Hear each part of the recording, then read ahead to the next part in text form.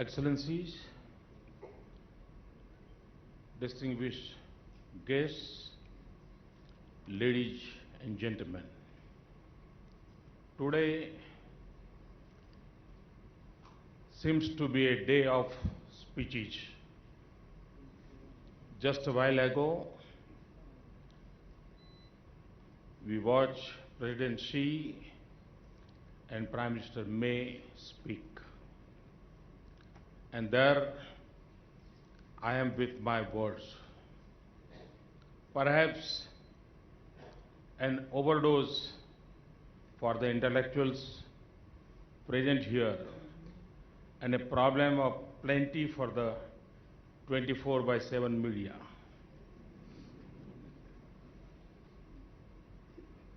It is a great privilege to speak to you at the inauguration of the second edition of the Raisina dialogue. Excellency Karjai, Prime Minister Harper, Prime Minister Kevin Rudd, it is a pleasure to see you in Delhi. Also, a warm welcome to all the guests. Over the next couple of days, you would hold numerous conversations on the state of the world around us. You would debate its certainty and prevailing flux, its conflicts and risks, its success and opportunities, its past behaviors and likely prognosis, and its potential black swans and the new normals. Friends, in May 2014, the people of India also ushered in a new normal. My fellow Indians spoke in one voice to entrust my government with a mandate for change. Change not just of attitudes, but of mindset. Change from a state of drift to one of purposeful actions. Change to take bold decisions. A mandate in which reform would not be enough unless it transforms our economy and society. A transformation that is embedded in the aspirations and optimism of India's youth and in the boundless energy of its millions. Every day at work, I draw on this sacred energy. Every day at work, my to-do list is guided by the constant drive to reform and transform India for prosperity and security of all Indians. Friends,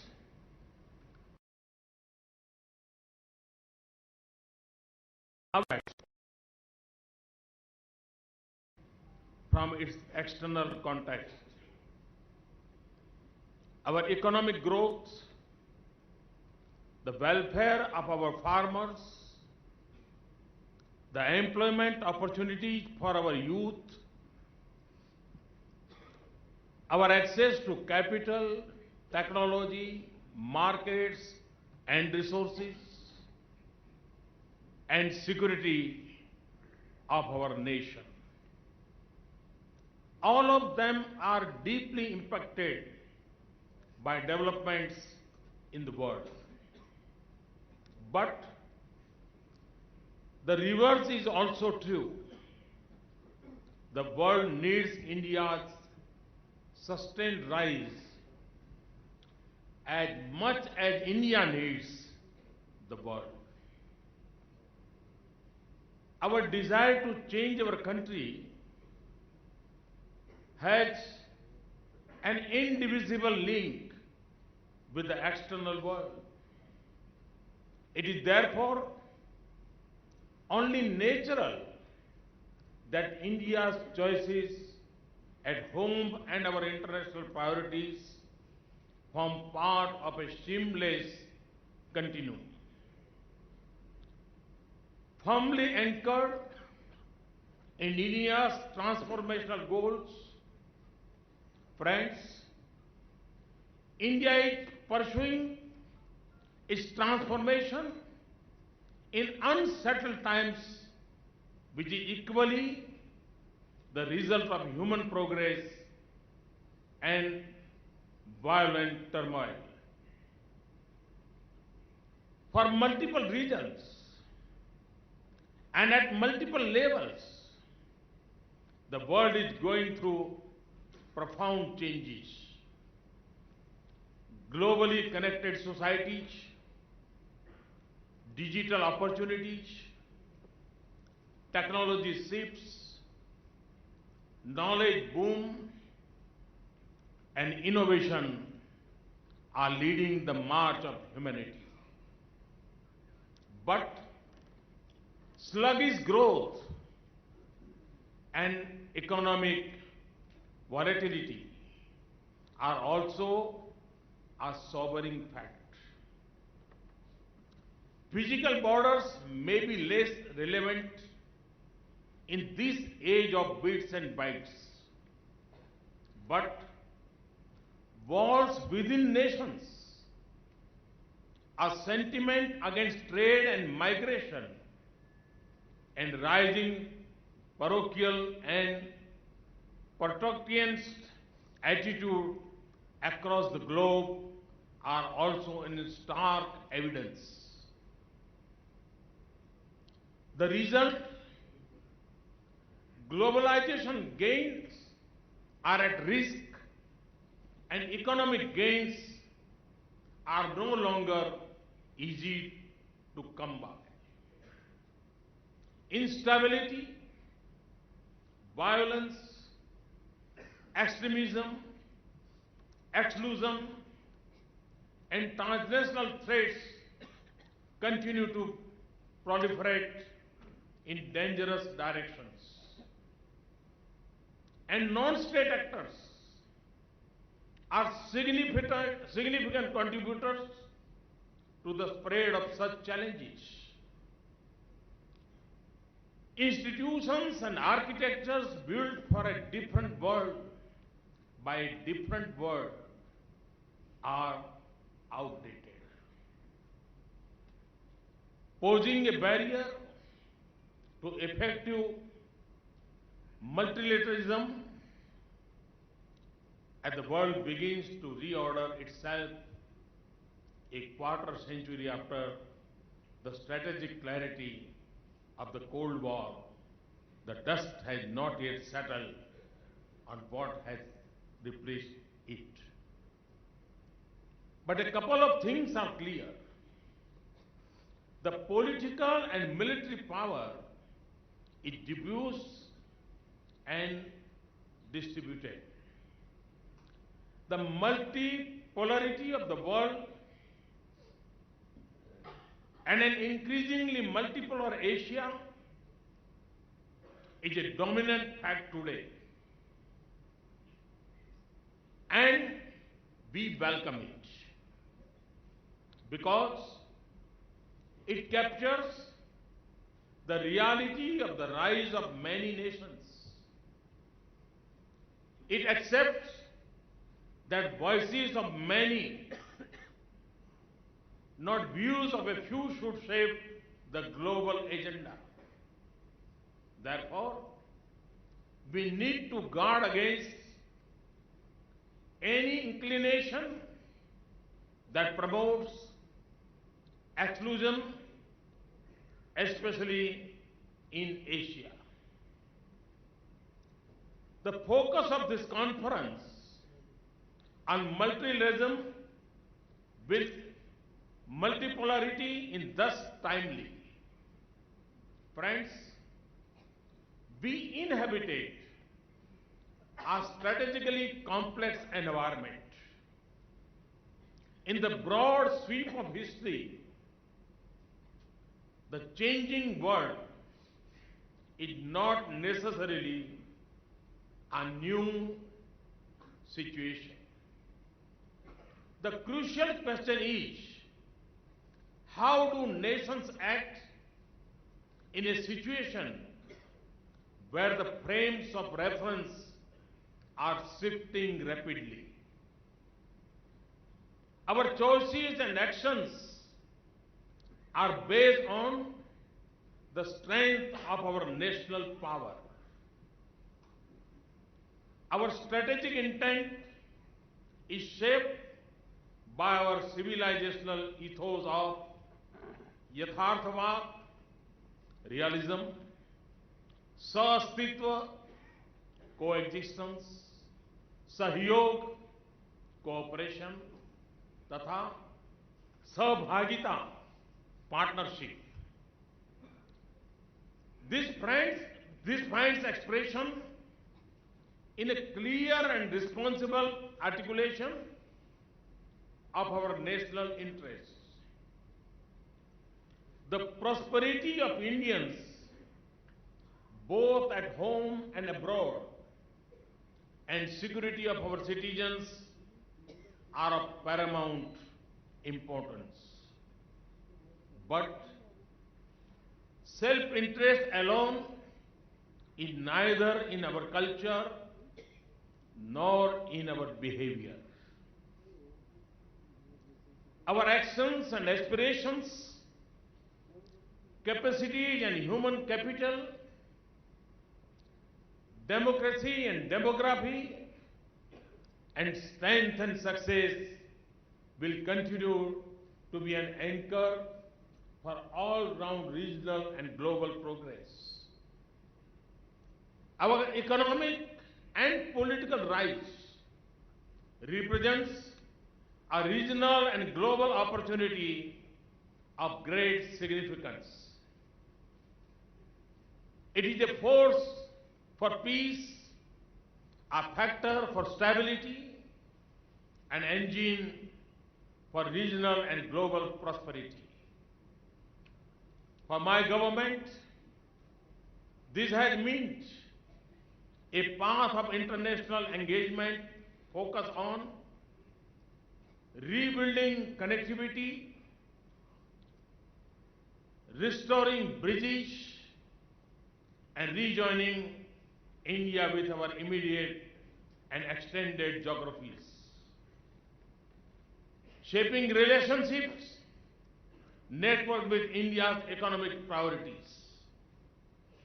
Making India a human resource to be reckoned with by connecting our talented youth to global needs and opportunities. Building development partnerships that extend from the islands of the Indian Ocean and Pacific to the islands of the Caribbean, and from the great continents of Africa to the Americas. Creating Indian narratives on global challenges, helping reconfigure, reinvigorate, and rebuild global institutions and organizations.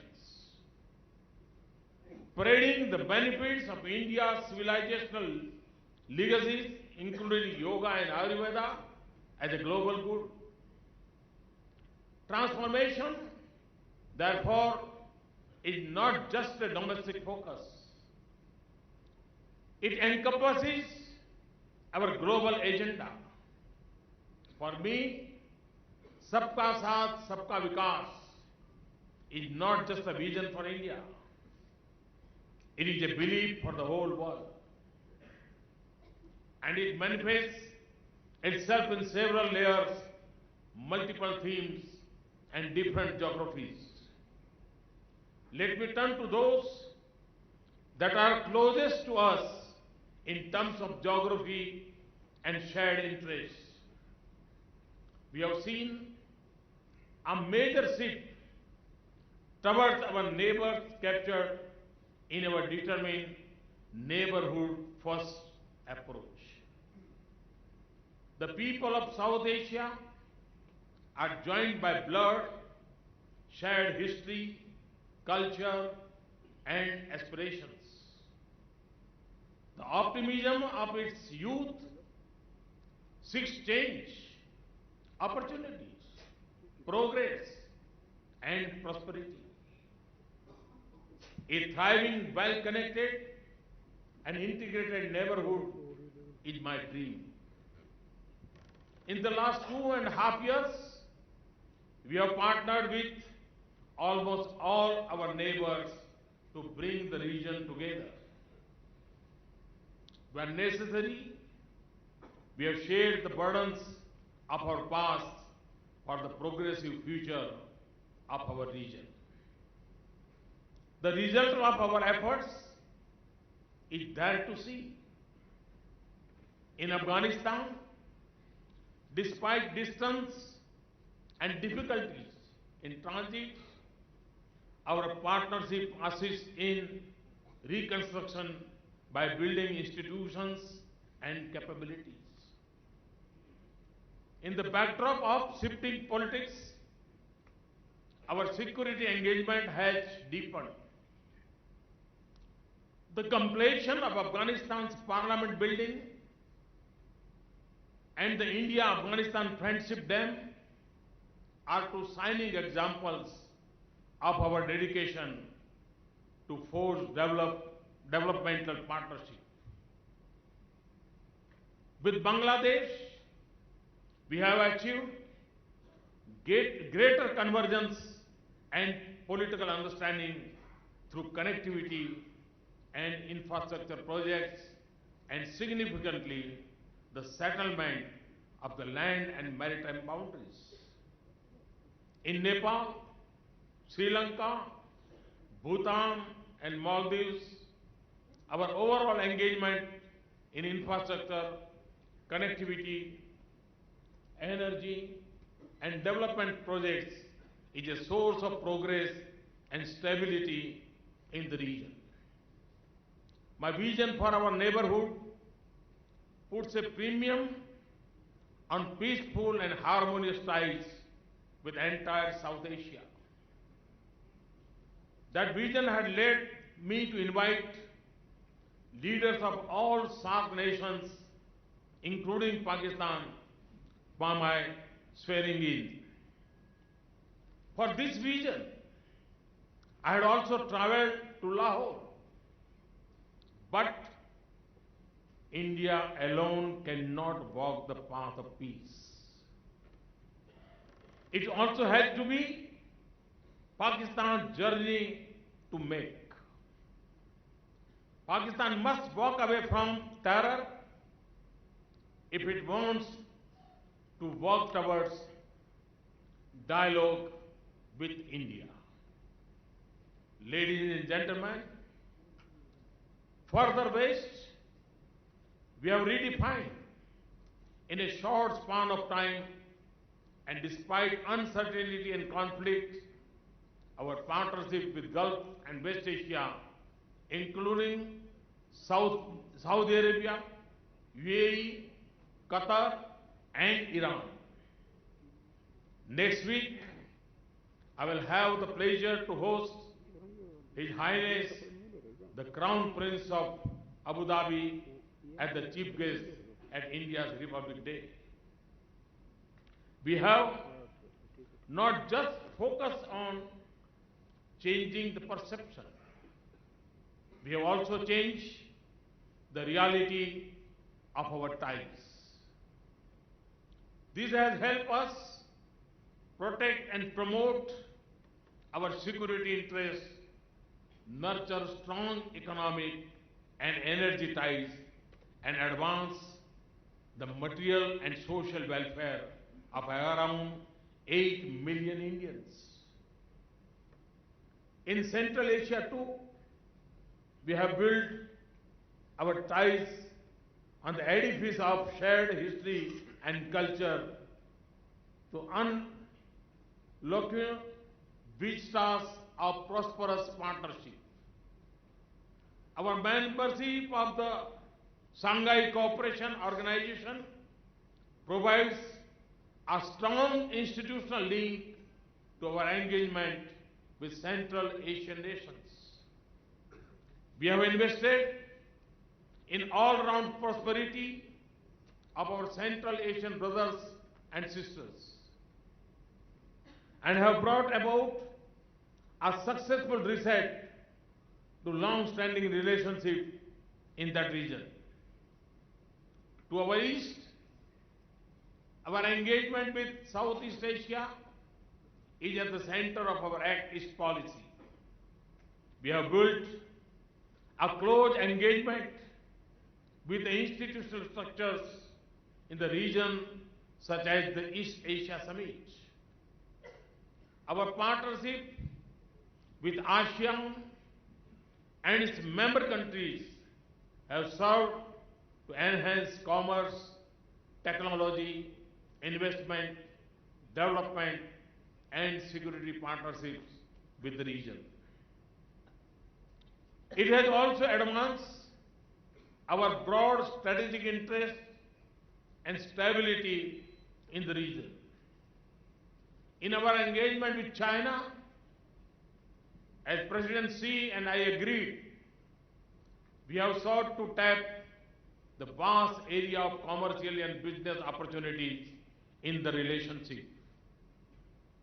I see the development of India and China as an unprecedented opportunity for our two countries and for the whole world. At the same time, it is not unnatural for two large neighboring powers to have some differences.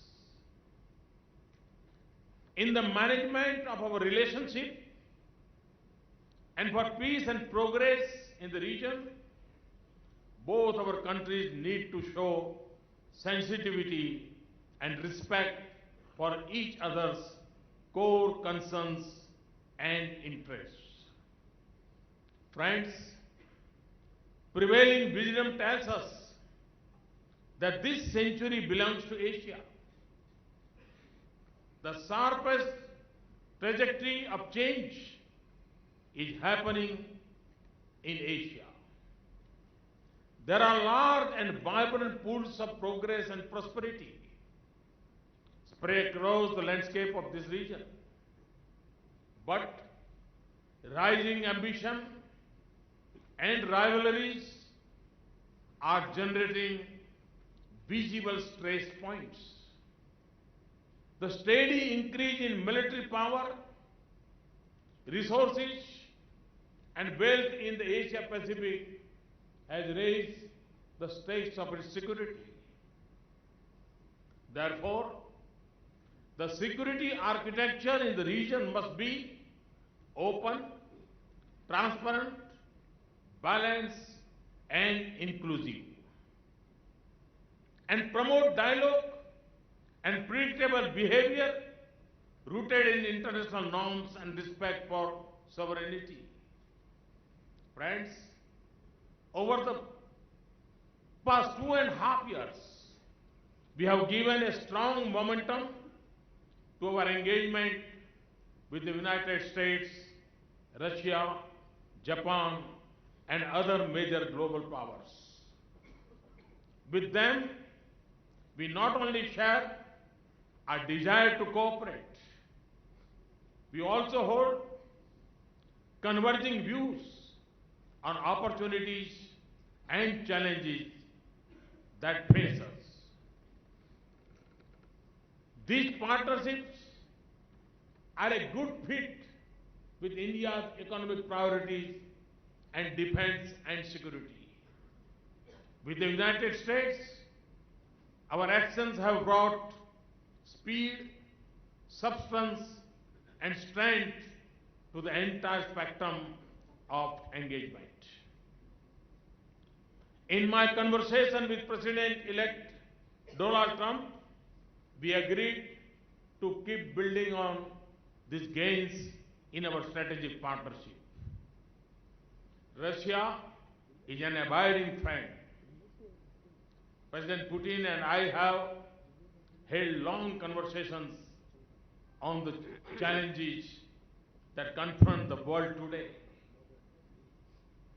Our trusted and strategic partnership, especially in the field of defense, has deepened.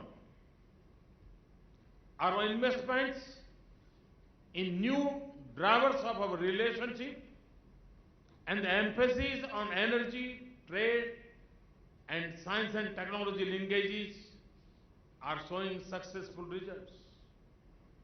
We also enjoy a truly strategic partnership with Japan, whose contrasts now stretch to all fields of economic activity.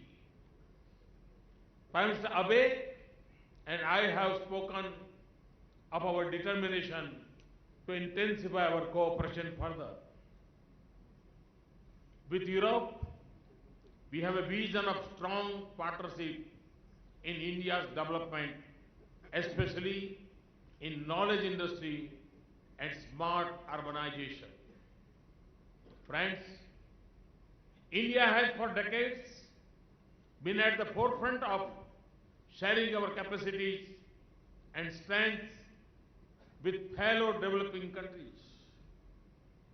With our brothers and sisters in Africa, we have further strengthened our ties in the last couple of years and built meaningful development partnership on the solid foundation of decades of traditional friendship and historical links. Today, the footprint of our development partnership stretches all across the globe. Ladies and gentlemen, India has a long history of being a maritime nation. In all directions, our maritime interests are strategic and significant. The arc of influence of Indian Ocean extends well beyond its littoral limits. Our initiatives of Sagar, security and growth for all, in the region is not just limited to safeguarding our mainland and islands. It defines our efforts to deepen economic and security cooperation in our maritime relationships. We know that convergence, cooperation, and collective actions will advance economic activity and peace in our maritime region. We also believe that the primary responsibility for peace, prosperity, and security in the Indian Ocean rests with those who live in this region. Ours is not an exclusive approach, and we aim to bring countries together on the basis of respect for international law. We believe that respecting freedom of navigation and adhering to international norms is essential for peace and economic growth in the larger and interlinked marine geography of the Indo-Pacific. Friends, we appreciate the compelling logic of regional connectivity for peace, progress and prosperity.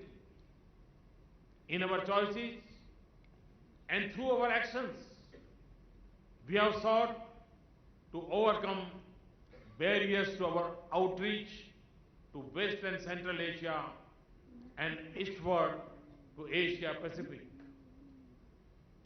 Two clear and successful examples of this are the tripartite agreement with Iran and Afghanistan on Chabahar and our commitment to bring online the international north-south transport corridor.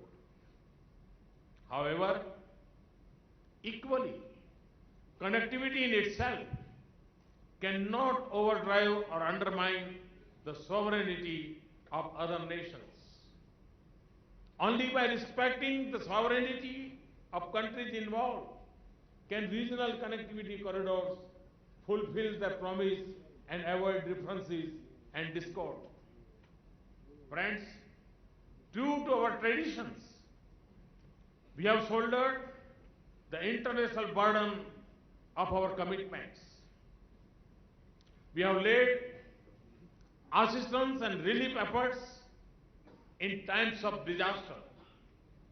We were a credible first responder during the earthquake in Nepal, evacuation from Yemen, and during humanitarian crisis in the Maldives and Fiji. We have also not hesitated in shouldering our responsibility for the maintenance of international peace and security. We have increased collaboration on coastal surveillance, wide shipping information, and fighting non-traditional threats like piracy, smuggling, and organized crime. We have also shaped alternative narratives on long-standing global challenges. Our strong belief in delinking terrorism from religion and rejecting artificial distinction between good and bad terrorism are now a global talking point. And those in our neighbors who support violence, hatred, and export terror stand isolated and ignored. On the other pressing challenge of global warming, we have moved into a leading role. We have an ambitious agenda and equally aggressive target to generate 175 gigawatts from renewable energy. And we have already made a good start. We have shared our civilizational traditions to promote harmonious living with nature. We also brought the international community together to create an international solar alliance to harness the energy of sun to propel human growth. A high point of our efforts had been the revival of international interest in the cultural and spiritual richness of India's civilizational stream. Today, Buddhism, Yoga, and Ayurveda are recognized as invaluable heritage of humanity as a whole. India will celebrate this common heritage every step of the way. As it builds bridges across countries and regions and promotes overall well-being. Ladies and gentlemen, let me say this in conclusion. In connecting with the world, our ancient scriptures have guided us. Rigveda says, Ano bhadro kritvo yantu vishwataha. Let noble thoughts come to me from all directions. As a society, we have always favored needs of many over the want of one. and preferred partnerships over polarization. We hold the belief that success of one must propel the growth of many. Our task is cut out and our vision is clear. Our journey of transformation begins at home and is strongly supported through our constructive and collaborative partnerships that span the globe. With resolute steps at home and expanding network of reliable friendships abroad, we will grasp the promise of a future that belongs to over 1 billion Indians. And in this endeavor, you will find in India, my friends, a beacon of peace and progress, stability and success, and access and accommodation. Thank you. Thank you very much. Thanks a lot.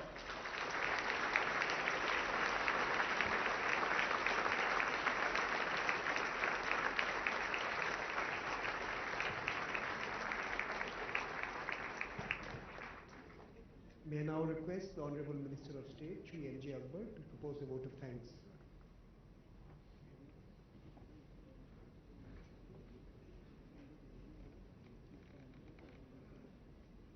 Ladies and gentlemen, it is a privilege to move a vote of thanks to the Honorable Prime Minister of India.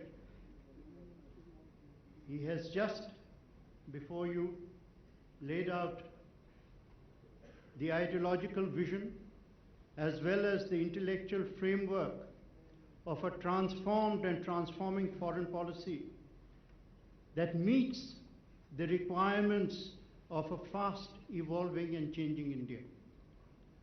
In essence, all foreign policy has to be an extension of the national interest. And the national interest at the moment, has clearly encapsulated by the Prime Minister himself, is a vision and a search for prosperity. That was the message of the 2014 election, and that message is epitomized in the personality, the philosophy, and the policies of the Prime Minister himself. The two words that he used most often in his speech were peace and prosperity. They were repeated often and reflected the great and intense desire. But as he said, our vision of prosperity is a shared vision. Sabka Saath, Sabka Vikas, and Sab extends across the harmony that we look for. But this much I think we must make clear. While we want peace, we want the peace of a garden, not the peace of a graveyard. And today the threat to peace, without peace there is no prosperity. The threat to peace comes from a big beast. We think of big powers, that's one of the subjects of our deliberations over the next 2 days. But one of the many big powers which has emerged, we don't quite recognize it, is this power of terrorism, a big beast, an evil that is threatening turbulence across areas, which uses fear as the stimulus for devastation and chaos. We are on the frontiers of the war against terrorism, and we are in this process being led by a man who actually brought this theme out consistently from the very beginning of his mission to serve, which is 2.5 years ago. And what he repeated and said has today become a part of the recognition that the world has given. Thank you very much, sir, for providing such a stimulating beginning to our deliberations. We have begun really at a very high point. Now it is for the rest of us to try and reach the levels of the starting point. Thank you.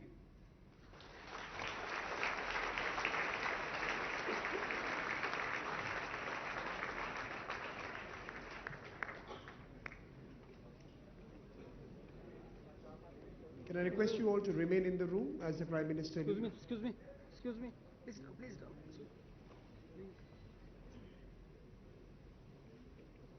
कहीं नहीं दिख रहा। दिख नहीं रहा यार, height होनी चाहिए।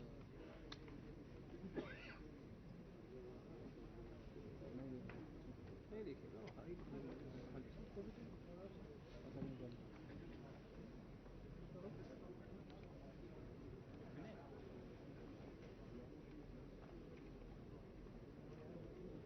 देखो वही तो मिल जाती है, यहाँ मिलेगा क्या?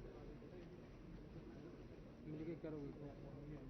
हाँ हाँ, ये ढूंढ रहा भाई, ढूंढे दे मोबाइल से, मोबाइल में